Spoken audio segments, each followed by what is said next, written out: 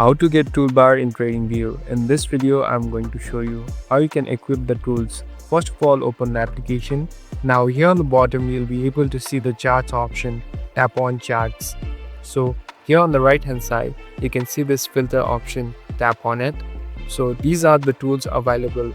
You can see the indicators, compare, alerts and other items available.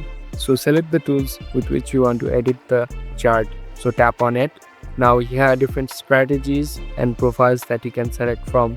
So just tap on the one that you want to change. Now if you go back, it has been completely changed and there is a new format that you can see.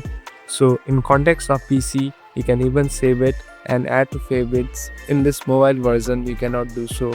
So you can equip these tools easily as I showed you. Thank you for watching this video. I hope this video will help you.